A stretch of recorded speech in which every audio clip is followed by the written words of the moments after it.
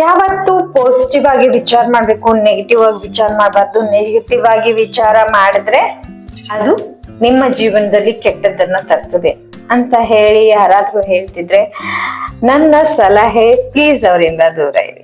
ಯಾಕೆ? ಯೂನಿವರ್ಸ್ ನಿಯಮದ ಪ್ರಕಾರ ಒಬ್ಬ ವ್ಯಕ್ತಿಗೆ ದಿನಕ್ಕೆ 60,000 ವಿಚಾರಗಳು ಬರುತ್ತೆ. ನಾರ್ಮಲ್ ಪರ್ಸನ್ಗೆ ಅದರಲ್ಲಿ 40-60% ನೆಗೆಟಿವ್ ವಿಚಾರಗಳಿರುತ್ತೆ. ನಿಯರ್ಲಿ 40% ಮಾತ್ರ ಪಾಸಿಟಿವ್ ಬರುವಂತಹ ಚಾನ್ಸಸ್ ಇರೋದು. ಸೊ ಎಂಥ ಸ್ಪಿರಿಚುವಲ್ ವ್ಯಕ್ತಿಗೆ ಆದ್ರೂ ನೆಗೆಟಿವ್ ವಿಚಾರಗಳು ಬರುತ್ತೆ.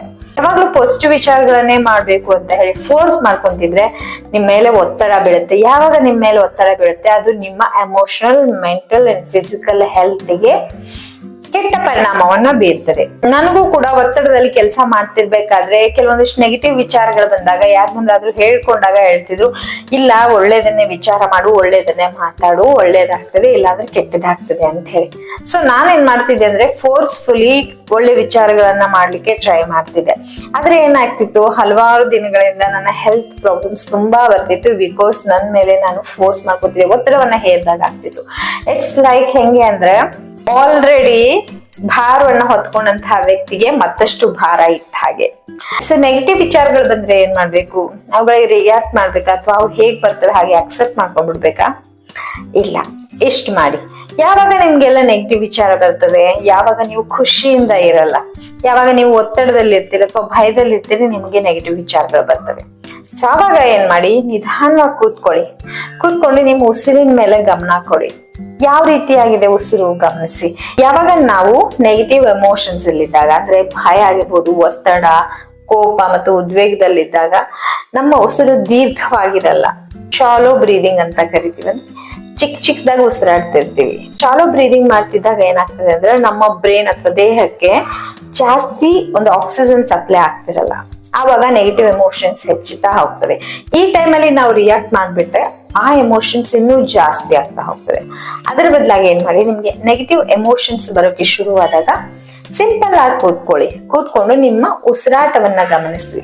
ನಿಧಾನವಾಗಿ ಉಸಿರು ತೆಗೆಯೋದು ಬಿಡೋದು ಮಾಡಿ ನಿಧಾನವಾಗಿ ಅದರ ದೀರ್ಘತೆಯನ್ನ ಹೆಚ್ಚುತ್ತಾ ಹೋಗಿ. ನಿಧಾನವಾಗಿ ದೀರ್ಘವಾಗಿ ಉಸಿರನ್ನು ತಗೊಳ್ಳಿ, ಬಿಡುವಂತಹ ಕೆಲಸ ಮಾಡಿ ನಿಧಾನವಾಗಿ. ಆಮೇಲೆ ನೀವು ಅದನ್ನ ಅಬ್ಸರ್ವ್ ಮಾಡ್ತಾ ಹೋಗಿ. ಎಮೋಷನ್ಸ್ ಅನ್ನ ಬಂದಿದಾವ ಹಾಗೆ, ಇವ್ರು ನನ್ಗೆ ಬೈಯೋಕ್ ಬರ್ತಿದ್ದಾರೆ, ಇವ್ರು ನನ್ಗೆ ಯಾವಾಗ್ಲೂ ಕೆಟ್ಟದ್ದನ್ನೇ ಬಯಸ್ತಾರೆ, ಇವ್ರು ಒಳ್ಳೆಯವ್ರಲ್ಲ ಅಂತ ಬರ್ತಿದೆ ನಾ ತಲೆಗೆ ಬಂದ್ರೆ ಸಿಂಪ್ಲಿ ಅದನ್ನ ನೋಡಿ.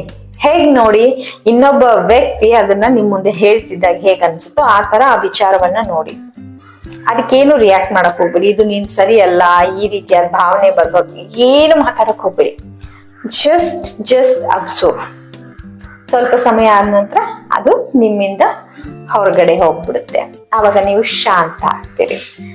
Do this for 5 minutes. ಒಂಥರ ಮನುಷ್ಯ ಸಮಾಧಾನವಾಗಿಲ್ಲ ಅಂದಾಗ ಈ ರೀತಿಯಾದಂತಹ ಪ್ರಕ್ರಿಯೆಯನ್ನು ಮಾಡಿ, ನಿಮ್ಗೆ ತುಂಬಾ ಹಗುರ ಅನ್ಸುತ್ತೆ. ಆಮೇಲೆ ಇದರಿಂದ ಆಗುವಂತಹ ಬೆನಿಫಿಟ್ ಏನು? ಸಿಂಪಲ್, ನಿಮ್ಮ ಒಳಗೆ ಇದ್ದಂತಹ ಎಮೋಷನ್ಸ್ ಹೊರಗೆ ಹೋಗ್ತವೆ. ಈಗ ಒಬ್ರ ಮಗುವನ್ನ ನಮ್ಮ ಮನೇಲಿ ಕರ್ಕೊಂಡ್ ಇಟ್ಕೊಂಡ್ರೆ ಅವ್ರ ಏನ್ ಮಾಡ್ತಾರೆ, ಮಗುವನ್ನ ನೋಡ್ಬೇಕು ಅಂತ ಪದೇ ಪದೇ ಬರ್ತಿರ್ತಾರೆ, ರೈಟ್? ಅದೇ ಅವ್ರ ಮಗು ನಮ್ಮ ಮನೆಯಲ್ಲಿ ಇಲ್ಲ ಅಥವಾ ಕಳಿಸ್ಕೊಟ್ಬಿಟ್ವಿ ಅವ್ರ ಮನೆಗೆ ಅಂದ್ರೆ ಜಾಸ್ತಿ ಬರೋಕ್ ಹೋಗಲ್ಲ ಅಥವಾ ಬರೋದೇ ಬಿಟ್ಬಿಡ್ತಾರೆ. ಇನ್ ದ ಸೇಮ್ ವೇ ಯಾವ್ದಾದ್ರು ಎಮೋಷನ್ಸ್ ನಮ್ಗೆ ಜಾಸ್ತಿ ಬರ್ತಿದೆ ಅಂದ್ರೆ ಅವರಿಗೆ ಸಂಬಂಧಪಟ್ಟಂತಹ ಎಮೋಷನ್ಸ್ ನಮ್ಮ ಒಳಗಡೆ ಇದೆ ಅಂತ ಅರ್ಥ. ಸೊ ಯಾವಾಗ ನಾವ್ ಅದನ್ನ ಕ್ಲಿಯರ್ ಆಗಕ್ಕೆ ಅವಕಾಶ ಕೊಡ್ತೀವಿ, ಕ್ಲಿಯರ್ ಮಾಡ್ತೀವಿ, ಆ ಎಮೋಷನ್ಸ್ ನಮ್ಮ ಹತ್ರ ಬರೋಕ್ ಹೋಗಲ್ಲ. This is the best way to release your negative emotions. ಅದ್ರ ಬದಲಾಗಿ ನಿಮ್ಮ ಮೇಲೆ ನೀವು ಪಾಸಿಟಿವ್ ವಿಚಾರ ಮಾಡ್ಬೇಕು ಅಂತ ಒತ್ತಡ ಹೇರ್ಕೊಳ್ಳಿಕ್ ಹೋಗ್ಬೇಡಿ. ಅದು ಉದ್ವೇಗ ಮತ್ತು ಒತ್ತಡಕ್ಕೆ ಅವಕಾಶ ಮಾಡಿಕೊಡುತ್ತೆ. ಹಲವಾರು ರೀತಿಯಾದಂತಹ ಪ್ರಾಬ್ಲಮ್ಸ್ ಗಳನ್ನ ಎದುರಿಸಬೇಕಾಗ್ತದೆ. ಸೊ ಎಲ್ಲರೂ ವಿಡಿಯೋನ ಎಂಜಾಯ್ ಮಾಡಿದ್ರಿ, ತಿಳ್ಕೊಂಡ್ರಿ ಅನ್ಕೊಂತೀನಿ. ಫಾಲೋ ಮಾಡ್ರಿ, ಹೆಚ್ಚಿಗೆ ಬೆನಿಫಿಟ್ ಅನ್ನ ಪಡ್ಕೊಳ್ರಿ ಅಂತ ಹೇಳ್ತಾ ನೆಕ್ಸ್ಟ್ ವಿಡಿಯೋದೊಂದಿಗೆ ಮೀಟ್ ಆಗೋಣ. ಅಲ್ಲಿವರೆಗೂ bye, thank you and take care.